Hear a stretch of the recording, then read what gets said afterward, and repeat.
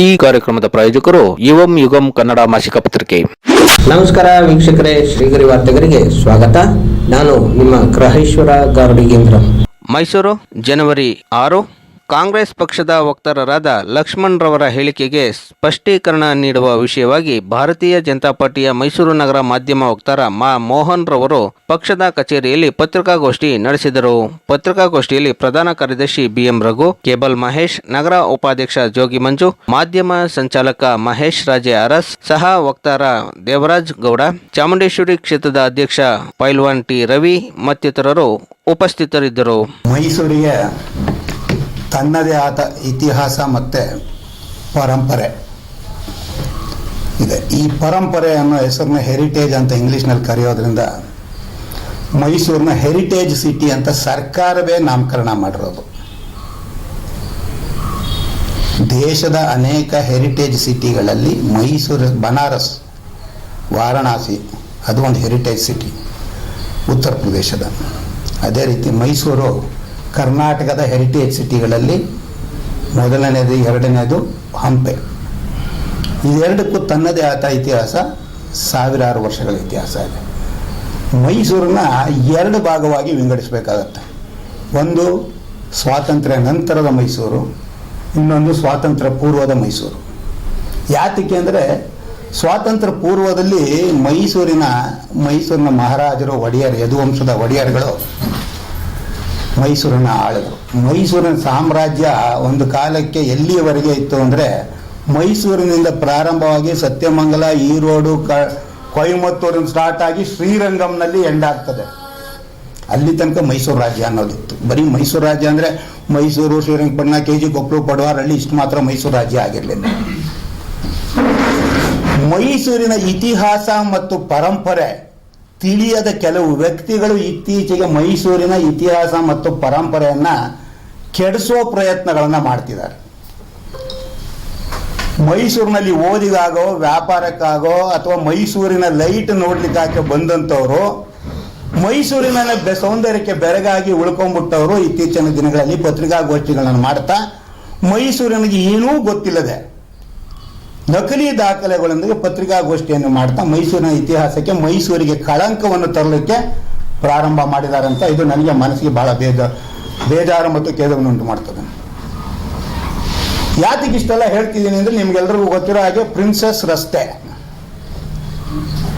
Princess ರಸ್ತೆನ ಸನ್ಮಾನ್ಯ ಮುಖ್ಯಮಂತ್ರಿಗಳ ಹೆಸರಿಗೆ ಬದಲಾವಣೆ ಮಾಡಲಿಕ್ಕೆ ಹೊರಟಾಗಿನಿಂದ ಈ ಒಂದು ಚರ್ಚೆ ಬಂದಿದೆ. ಸರ್ಕಾರದಲ್ಲಿ ಸಿದ್ದರಾಮಯ್ಯನವ್ರನ್ನ ಇಳಿಸಬೇಕು ಅನ್ನೋ ಒಂದು ಗುಂಪು ಕಾಂಗ್ರೆಸ್ನಲ್ಲೇ ಇರೋದು, ಎಲ್ರಿಗೂ ಗೊತ್ತಿರೋದು. ಅದು ಈಗ ನಡೆಯುತ್ತೆ, ಒಂದು ತಿಂಗಳಿಗೆ ನಡೆಯುತ್ತೆ, 2 ತಿಂಗಳಿಗೆ ನಡೆಯುತ್ತೆ ಅನ್ನೋದು ನಡೀತಾ ಬಂದಿದೆ. ಸಿದ್ದರಾಮಯ್ಯನವ್ರನ್ನ ಹೆಸರಿಗೆ ಇನ್ನಷ್ಟು ಮೆರಗನ್ನು ಕೊಡಬೇಕು ಅನ್ನೋ ಭರದಲ್ಲಿ ಸಿದ್ದರಾಮಯ್ಯನವ್ರನ್ನ ಹೆಸರಿಗೆ ಒಂದು ಕಪ್ಪು ಮಸಿಯನ್ನು ಬೆಳೆಯುವಂಥ ಕೆಲಸ ಅವರ ಅನುಯಾಯಿಗಳೇ ಮಾಡ್ತಿದ್ದಾರೆ ಅಂತ ಹೇಳಿದ್ರೆ ತಪ್ಪಾಗಲ್ಲ. ಈಗ 6 ತಿಂಗಳಿಂದ ಅಂದರೆ ಜುಲೈ 25ನೇ ತಾರೀಕು ನಾವು ಒಂದು ವಿಷಯವನ್ನು ತೆಗೆದ್ರಿ, ಮೂಡಾ ಇಶ್ಯೂವನ್ನು. ಅದರಲ್ಲಿ ಪಾರ್ವತಿ, ಸಿದ್ದರಾಮಯ್ಯನವರ ಪತ್ನಿ, ಮನೆಯಲ್ಲೇ ಇದ್ದಂಥ ಮಂಗಳಗೌರಿಯಾಗಿದ್ದಂಥ, ಮೌನಗೌರಿಯಾಗಿದ್ದಂಥ ಪಾರ್ವತಿಯನ್ನ TV ಧಾರಾವಾಹಿ ಇರ್ತಕ್ಕಂಥ ಮನೆ ಮೀನಾಕ್ಷಿಯನ್ನ ಒಂದು ಏನು ಧಾರಾವಾಹಿ ಬರ್ತಿದೆ ಆ ರೀತಿ ಮನೆ ಪಾರ್ವತಿ ಮಾಡಿಬಿಟ್ರು. ಯಾರಿಗೂ ಗೊತ್ತೇ ಇರಲಿಲ್ಲ ಪಾರ್ವತಿ ಅಂದರೆ ಯಾರು ಅಂತ. ಮನೆಯಲ್ಲಿ ಚರ್ಚೆ ಆಗಿ ಅಂತ ಮಾಡಿಬಿಟ್ರು. ಯಾರು ಮಾಡಿದ್ದು? ಸಿದ್ದರಾಮಯ್ಯ ಮಾಡಲಿಲ್ಲ. ಸಿದ್ದರಾಮಯ್ಯನ ಬಂಟರಾದ ಅವರು ಏನು ಬಹಳ ನಂಬಿಕೆ ಇಟ್ಟುಕೊಂಡಿದ್ರೋ ಅವರುಗಳು ಮಾಡಿದಂಥ ಕೆಲಸ ಅದು.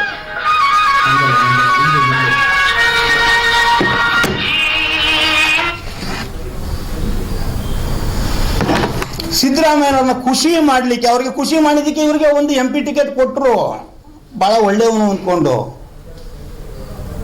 ಅಷ್ಟಕ್ಕೆ ಅವ್ರನ್ನ ಇನ್ನೇನೋ ಮಾಡ್ತೀನಿ ಅಂತ ಹೋಗ್ಬಿಟ್ಟು ಒಂದರಲ್ಲಿ ನಾವು ಸಿದ್ದರಾಮಯ್ಯನವ್ರದ್ದಾಗಲಿ, ಪಾರ್ವತಿ ಅವ್ರದ್ದಾಗಲಿ, ಅವರ ಬಾಮೈದಿಂದಾಗಲಿ ಯಾವುದೇ ತಪ್ಪಿಲ್ಲ. ಆರು ಕೊಟ್ಟಂತ 14 ಸೈಟ್ಗಳು ಸರಿ, ದಾಖಲೆಗಳು ಸರಿ ಇದೆ ಅಂತ ನಕಲಿ ದಾಖಲೆ ತೋರಿಸಿದ್ರು. ನಾವು ಸರಿಯಾದ ದಾಖಲೆಗಳನ್ನು ತೋರಿಸಿದಟ್ಟಿಗೆ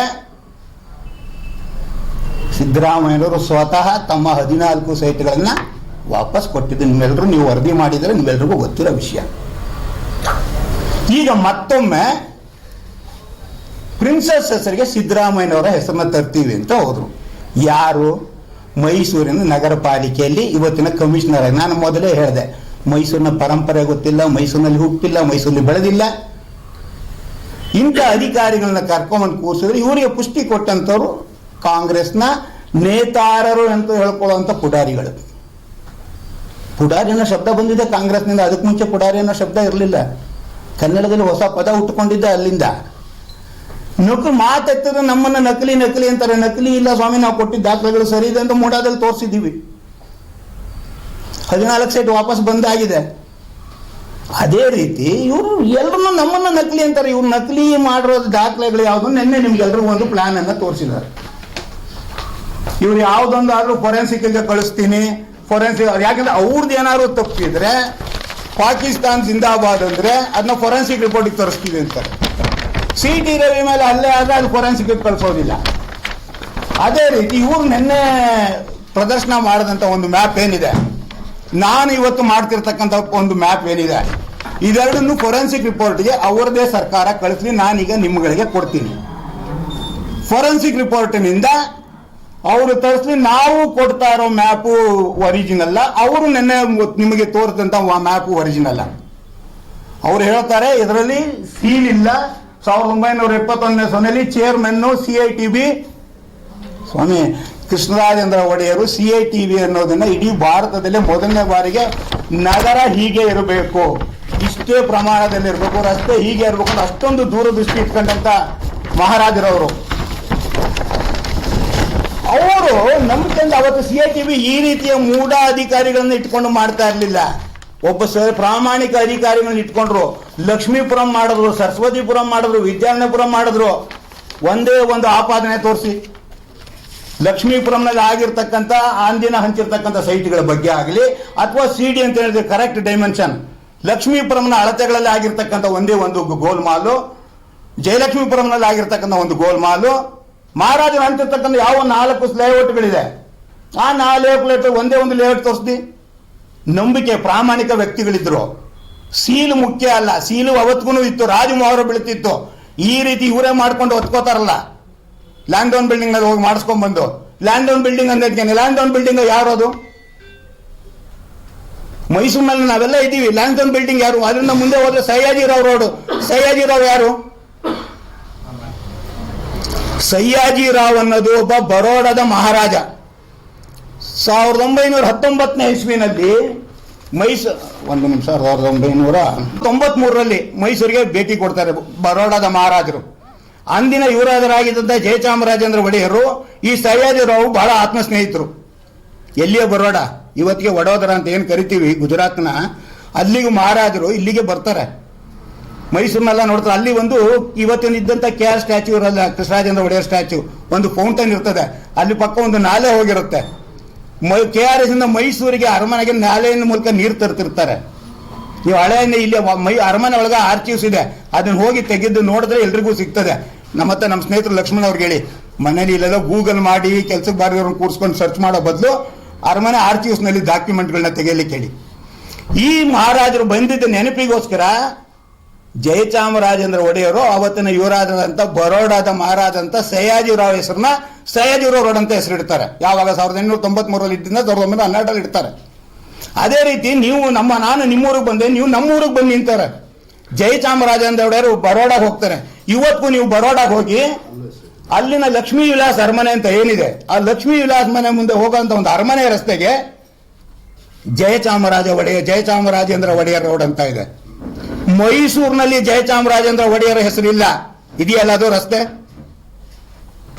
ಈಗ ಕೆಲವು ವರ್ಷಗಳಿಂದ ಹಾರ್ಡಿಂಗ್ ಸರ್ಕಲ್ ತೆಗೆದು ಜಯಚಾಮರಾಜೇಂದ್ರ ಒಡೆಯರ್ ಸರ್ಕಲ್ ಅಂತ ಮಾಡಿದ್ರು. ಮೈಸೂರಿನ ಕೊನೆಯ ಮಹಾರಾಜ ಜಯಚಾಮರಾಜೇಂದ್ರ ಒಡೆಯರ್ ಹೆಸರು ಮೈಸೂರಿನ ಯಾವ ರಸ್ತೆಗೂ ಇಲ್ಲ. ಆದರೆ ಗುಜರಾತಿನ ಬಡೋರದಲ್ಲಿ ಜಯಚಾಮರಾಜೇಂದ್ರ ಒಡೆಯರ್ ಇದೆ, ಹೆಸರಿದೆ. ಬೆಂಗಳೂರಿನಲ್ಲಿ JC ರೋಡ್ ಇದೆ, ಮೈಸೂರಿನಲ್ಲಿ ಇಲ್ಲ. ಯಾರ ಕಾರಣ ಇದಕ್ಕೆ? ಅವತ್ತು ಮಾನ್ಸ್ ಮಾಡಿದ್ರೆ ಜಯಚಾಮರಾಜೇಂದ್ರ ಅವ್ರ ಹೆಸರನ್ನ ಎಲ್ಲರೂ ಇಟ್ಕೋಬೋದಿತ್ತಲ್ಲ. KR ಹಾಸ್ಪಿಟ್ಲು ಕಟ್ಟಿದ್ರು ಕೃಷ್ಣರಾಜೇಂದ್ರ ಒಡೆಯರ್ ಅಂತ ಅವ್ರ ನೆನಪಿಗಾಗಿ. ಅದ್ರ ಪಕ್ಕದ ರೋಡ್ಗೆ ಕೃಷ್ಣರಾಜೇಂದ್ರ ಹೆಸರು ರೋಡ್ ಅಂತ ಇಡ್ಲಿಲ್ಲ, ಆರೋಗ್ಯಗಳ ದೇವತೆ ಧನ್ವಂತರಿ ಇರೋ ಅಂತ ಹೆಸರಿಟ್ರು. ನಾವು ಚಿಕ್ಕದೇರ ಅಂತ ಕರಿತೀವಿ. ಡೆಫ್ರಿನ್ ಕ್ಲಾಕ್ ಯಾರದು? ಡೆಫ್ರಿನ್ ಮೈಸೂರು ಮಹಾರಾಜರಿಗೆ ಅವತ್ತು ಟಿಪ್ಪು ಸುಲ್ತಾನರಿಂದ ಸಂಪೂರ್ಣ ರಾಜ್ಯ ಹಸ್ತಾಂತರವಾಗದೇ ಇದ್ದಾಗ ಮೈಸೂರಿಗೆ ಬಂದಂತ ಈ ಲ್ಯಾನ್ಸ್ಡೌನ್ ಗಂಡ ಆಂಟಿ ಮೈಸೂರಿಗೆ ವೈಸ್ರಾಯ್ ಬಂದಿರ್ತಾರೆ. ಅದೇ ರೀತಿ ಡೆಫ್ರಿನ್ ಅವ್ರ ಸಹಾಯಕನಾಗಿ ಬಂದಿರ್ತಾನೆ. ಮೈಸೂರು ಮಹಾರಾಜರಿಗೆ ಸಂಪೂರ್ಣ ರಾಜ್ಯವನ್ನು ಕೊಡಿಸಿದ ನೆನಪಿಗಾಗಿ ಚಿಕ್ಕ ಗಡಿಯಾರವನ್ನು ಇಟ್ಟು ಅದಕ್ಕೆ ಡೆಫ್ರಿನ್ ಕ್ಲಾಕ್ ಅಂತ ಹೆಸರಿಡ್ತಾರೆ. ಅದು ಚಿಕ್ಕ ಗಡಿಯಾರ ಅಂತ ವಾಡಿಕೆ ಮಾತು. ಚಿಕ್ಕ ಗಡಿಯಾರಕ್ಕೆ ಬನ್ನಿ, ಚಿಕ್ಕ ಗಡಿಯಾರ ಹತ್ರ ಬನ್ನಿ ಅಂತ ಹೇಳೋದು. ಆದ್ರೆ ಅದ್ರದ್ದು ನಿಜವಾದ ಹೆಸರು ಅಲ್ಲಿ ಅಡಿನಲ್ಲಿ ಇದೆ. ಇವತ್ತು ಹೋಗಿ ನೀವು ಫೋಟೋಗ್ರಾಫರ್ ಫೋಟೋ ತೆಗೆದು ನಾಳೆ ಜನರಿಗೆ ತಿಳಿಸಿದ್ನ ಡೆಫ್ರಿನ್ ಕ್ಲಾಕ್. ಈ ಲ್ಯಾಂಡ್ಡೌನ್ ಬಿಲ್ಡಿಂಗ್ ಮಾದರಿಯಾಗಿ ಕಟ್ಟಬೇಕು ಅಂತ ಅವತ್ತು ಗಂಡ ಆಂಟಿ ಇಬ್ರು ಸೇರಿ ಬರೀ 6 ತಿಂಗಳಲ್ಲಿ ಅಷ್ಟು ದೊಡ್ಡ ಲ್ಯಾಂಡ್ಡೌನ್ ಬಿಲ್ಡಿಂಗ್ ನ ಕಟ್ತಾರೆ. ಮೈಸೂರು ಮಹಾರಾಜರಿಗೆ ರಾಜ್ಯ ಹಸ್ತಾಂತರ ಮಾಡೋದು ಸಹಾಯ ಮಾಡದ ನೆನಪಿಗಾಗಿ ಅದನ್ನ ಲ್ಯಾಂಡ್ಡೌನ್ ಬಿಲ್ಡಿಂಗ್ ಅಂತ ಹೆಸರಿಡ್ತಾರೆ. ಅದು ಬಿದ್ದು ಇವತ್ತಿಗೆ 12 ವರ್ಷ ಆಯ್ತು. ಅದನ್ನ ಸರ್ವ್ ಮಾಡಲಿಕ್ಕೆ ಯಾವ ಸರ್ಕಾರಗಳಿಗೂ ಆಗ್ಲಿಲ್ಲ. ಆ ಸ್ವಂತ ಕಟ್ಟಡವನ್ನು 6 ತಿಂಗಳಲ್ಲಿ ಕಟ್ತಾರೆ. ಈ 12 ವರ್ಷಗಳಲ್ಲಿ 8 ವರ್ಷ ಸಿದ್ದರಾಮಯ್ಯನವರೇ ಮುಖ್ಯಮಂತ್ರಿಗಳಾಗಿರ್ತಾರೆ ಮೈಸೂರಿನವರು.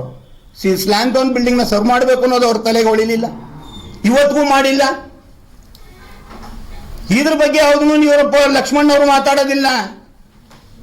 ಲ್ಯಾಂಡ್ಡೌನ್ ಬಿಲ್ಡಿಂಗ್ ಬಿದ್ದಿದೆಯಲ್ಲ ಅದಕ್ಕೆ ಯಾಕೆ ಸರ್ವ್ ಮಾಡಿಲ್ಲ ಅಂತ ಮುಖ್ಯಮಂತ್ರಿಗಳನ್ನ ಕೇಳಲಿ. ಪ್ರತಿ ವರ್ಷ ಬಜೆಟ್ ನಲ್ಲಿ ಮಾಡ್ತೀವಿ ಅಂತ ಹೇಳ್ತಾರೆ.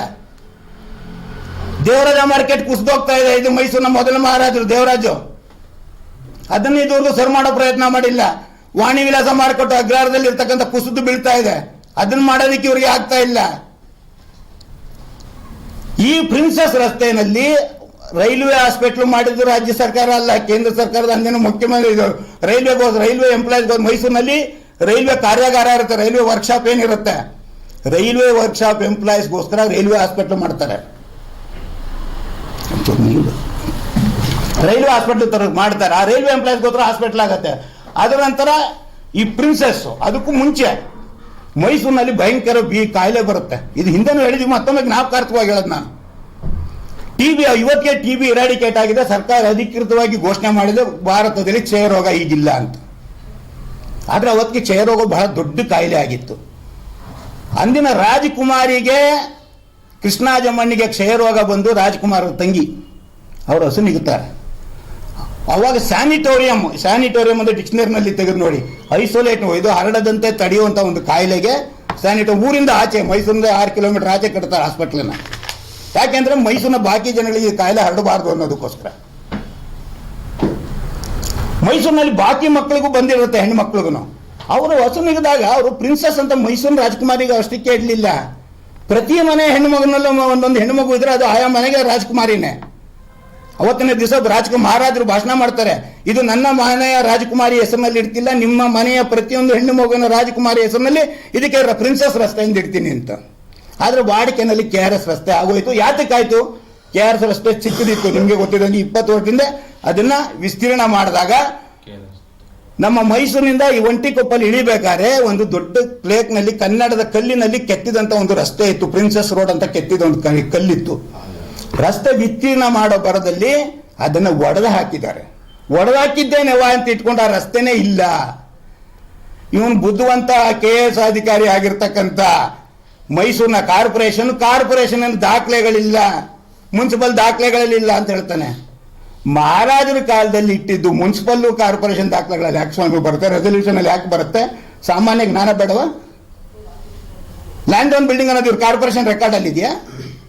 ಸಹಜ ರೋಡ್ ಅನ್ನೋದು ಇವ್ರ ದಾಖಲೆಯಲ್ಲಿ ಇದೆಯಾ? ಯಾಕಂದ್ರೆ ಅವತ್ತು ಮಹಾರಾಜರ ಆಡಳಿತದಲ್ಲಿ ಅವತ್ತಿನ ರಾಜ್ಯ ಪತ್ರಗಳು ತೆಗೆದು ನೋಡ್ಲಿ, ಅವತ್ತಿನ ಮೈಸೂರಿನ ಗೆಜೆಟಿಯರ್ಗಳನ್ನ ತೆಗೆದು ನೋಡ್ಲಿ, ಅಲ್ಲಿ ದಾಖಲೆಗಳು ಸಿಗುತ್ತದೆ. ಇವನ್ ಕಾರ್ಪೊರೇಷನ್ ರೆಸಲ್ಯೂಷನ್ ಅಲ್ಲಿ ಯಾತಕ್ಕೆ ಸಿಗ್ತದೆ? ಇವನ್ ದಾಖಲೆಗಳಲ್ಲಿ ಜ್ಞಾನ ಬೇಡ?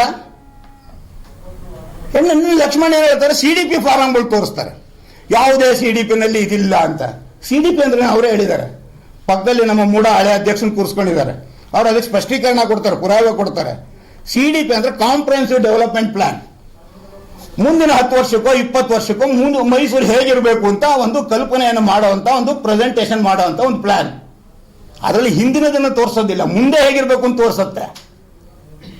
ಇದನ್ನ ಈ ಕೋರ್ಟ್ ರೋಡ್ ನ ಕೃಷ್ಣರಾಜ ಬೂಲ್ವಾಡ್ ರೋಡ್ ಅಂತ ಹೇಳ್ತಾರೆ. ನೀವು ಅವ್ರ ದಾಖಲೆಗಳೆಲ್ಲ ಅದನ್ನ ಕೃಷ್ಣರಾಜ ಬೂಲ್ವಾಡ್, ಯಾಕಂದ್ರೆ ಅವ್ರಿಗೆ ಗೊತ್ತಿಲ್ಲ ಅದನ್ನ ಕೃಷ್ಣರಾಜ ಬೂಲ್ವಾಡ್ ರೋಡ್ ಅಂತ ತೋರಿಸಲ್ಲ, ಅದನ್ನ ಕೋರ್ಟ್ ರೋಡ್ ಅಂತ ತೋರಿಸ್ಬಿಡ್ತಾರೆ. ಅದು ದಾಖಲೆಗಳು ಉಳ್ಕೊಳ್ತದ? ರೇಸ್ ಕೋರ್ಸ್ ರೋಡ್ ಅಂತ ಇವತ್ತು ರೇಸ್ ಕೋರ್ಸ್ ರೋಡ್ ಅದು ಕಂಠೀರವ ನರಸಿಂಹರಾಜ ಬೋಲ್ವಾಡ್ ರೋಡ್. ಎಷ್ಟು ಜನಕ್ಕೆ ಗೊತ್ತಿದೆ ಇದು?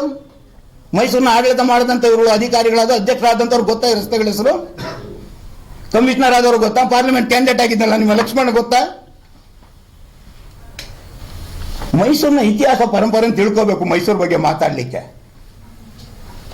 ಈ ಪ್ಲಾನ್ ತೋರಿಸಿ ತಿದ್ದುಬಿಟ್ಟಿದ್ದಾರೆ ಅಂತ ಹೇಳಿದಲ್ಲ, ಅವರು ಕೂತ್ಕೊಂಡು ಇಲ್ಲೇನೇನಿದೆ ಅವ್ರಿಗೆ ಗೊತ್ತಾಗ್ಲಿಲ್ಲ. ಈ ರಸ್ತೆ ಯಾವುದೊಂದು ಪ್ಲಾನು ಮ್ಯಾಪ್ನ ಸ್ಟಡಿ ಮಾಡೋದು ಒಂದು ಕಲೆ. ಪ್ಲಾನ್ ಮ್ಯಾಪ್ ಕೊಟ್ಟವ್ರಿಗಲ್ಲ, ನೀವು ಗೂಗಲ್ ಮ್ಯಾಪ್ ಹಾಕೊಳ್ಳೋದು ಎಲ್ಲೆಲ್ಲ ತೋರಿಸೋದು ಹೆಂಗೆ ಹೋಗ್ಬೇಕು ಅಂತ ಗೊತ್ತಾಗಲ್ಲ. ಅದು ಒಂದೆರಡು ಸಾರಿ ಹೋದ್ಮೇಲೆ ಗೊತ್ತಾಗೋದು.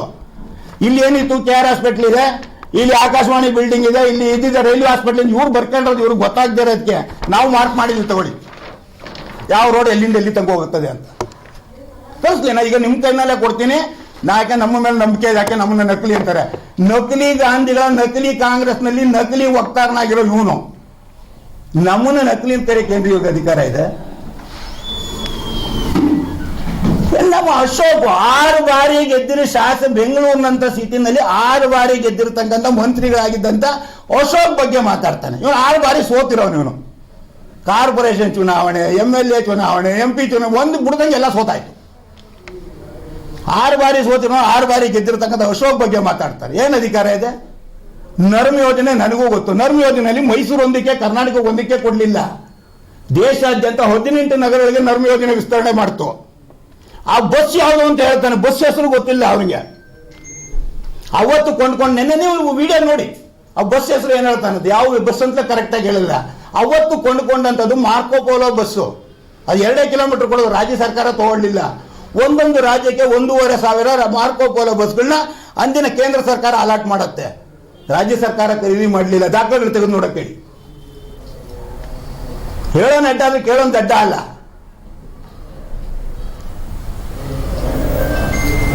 ಜ್ಞಾನವೇ ಇಲ್ಲದೆ ಎಲ್ಲರಂಗೇನೆ ಮೋಸ ಮಾಡಿದ್ರೆ ನಾ ದಿನ ಸುಳ್ಳು ಹೇಳ್ಕೊಂಡು ಮೋಸ ಮಾಡ್ಕೊಂಡೆ ಬದುಕ್ತೀನಿ ಅನ್ನೋದು ಆಗ್ಬಿಟ್ಟಿದೆ. ಹೌದು, ನಾನು ಇನ್ಸ್ಟಿಟ್ಯೂಟ್ ಆಫ್ ಇಂಜಿನಿಯರ್ಸ್ ಅಧ್ಯಕ್ಷ ಆಗಿದ್ದು ಮಾಡಿದ್ದೇನು. ಇನ್ಸ್ಟಿಟ್ಯೂಟ್ ಆಫ್ ಇಂಜಿನಿಯರ್ಸ್ ಪಕ್ಕದಲ್ಲಿ ಒಂದು ಸ್ಕೌಟ್ಸ್ ಅಂಡ್ ಗೈಡ್ಸ್ ದೊಡ್ಡ ಬಿಲ್ಡಿಂಗ್ ಇತ್ತು. ಇವನ್ ಕಾಲದಲ್ಲೇ ಹೊಡೆದಾಕಿದ್ದು. ಯಾಕೆ ಹೊಡೆದಾಕಕ್ ಬಿಟ್ಟ? ಇವತ್ತು ಗಾರ್ಡ್ ರೂಮ್ ಆಗಿತ್ತು. ಅದು ಹೊಡೆದಾಕಿಸಿದ್ರದ್ನ.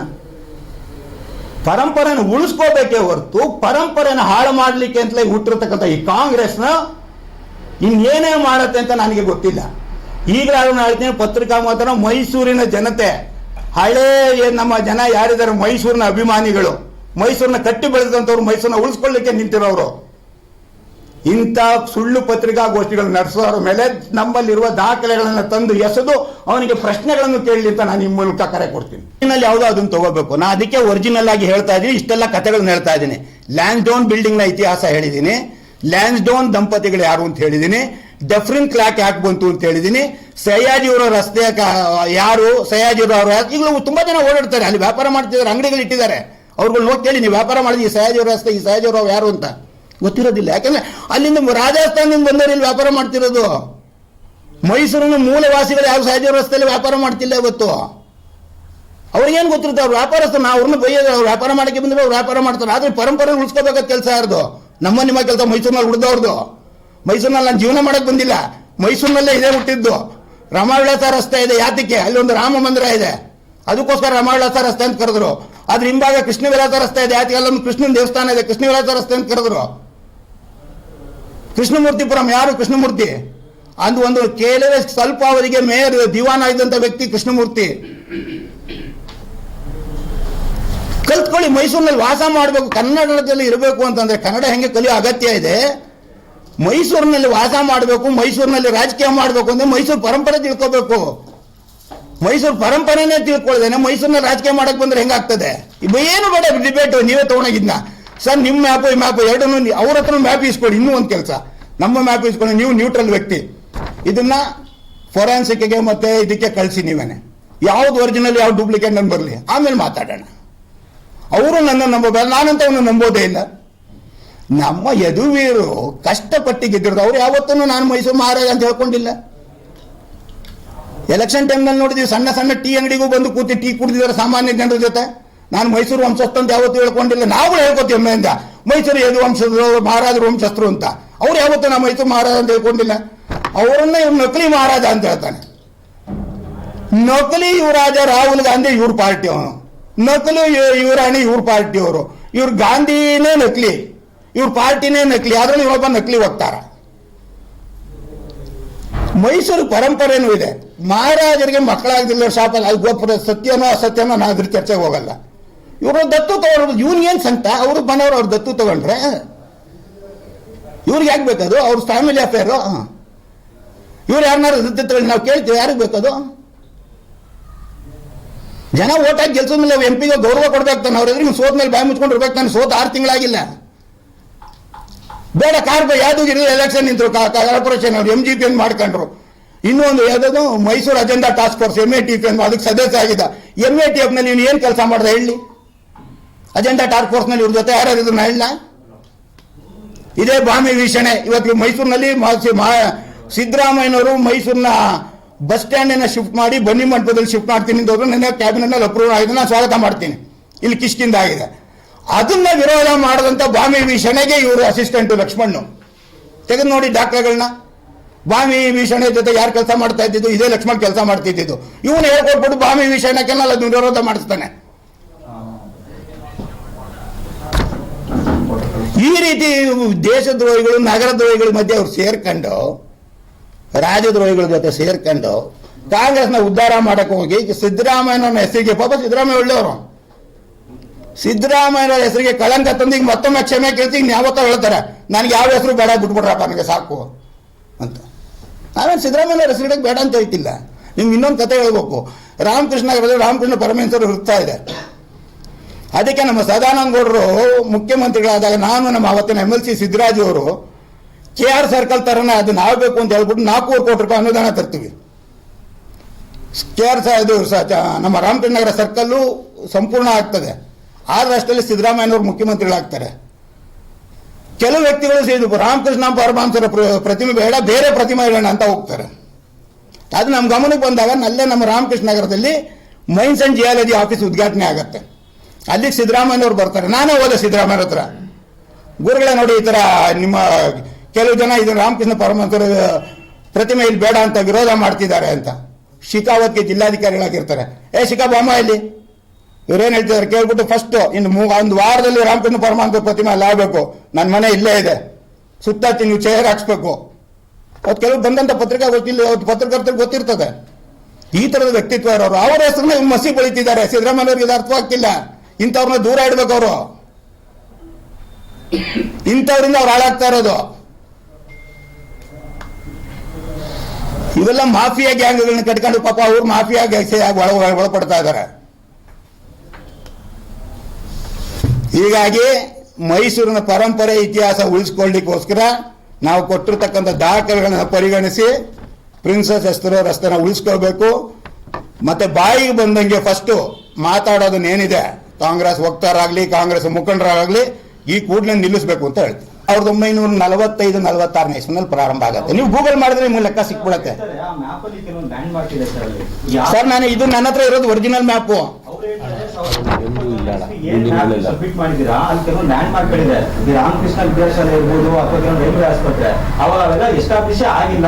ಹೌದು, ನಾನು ಅದನ್ನೇ ನಿಮ್ಗೆ ಹೇಳ್ತಾ ಇರೋದು. ಇದು ರಾ ಮ್ಯಾಪ್, ಇದು ಒರಿಜಿನಲ್ ಮ್ಯಾಪ್.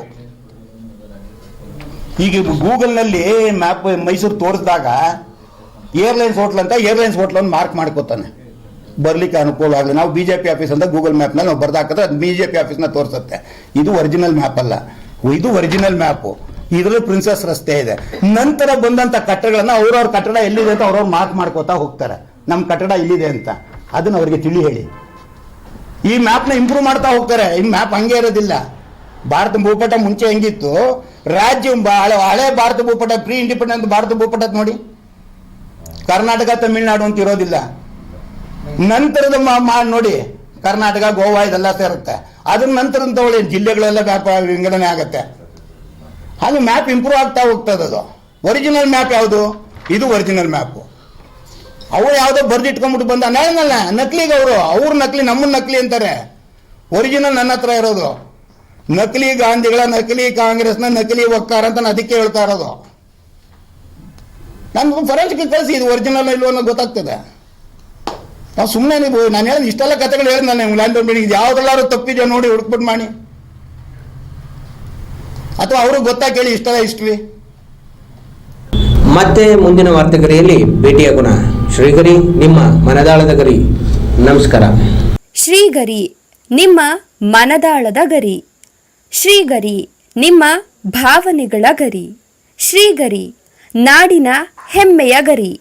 ಮನೆ ಮನಗಳ ಗರಿದು ಶ್ರೀಗರಿ, ತನು ಮನ ಧನಗಳ ಗರಿದು ಶ್ರೀಗರಿ, ವಿಶ್ವದ ದೇಶದ ನಾಡಿನ ಗರಿದು ಶ್ರೀಗರಿ.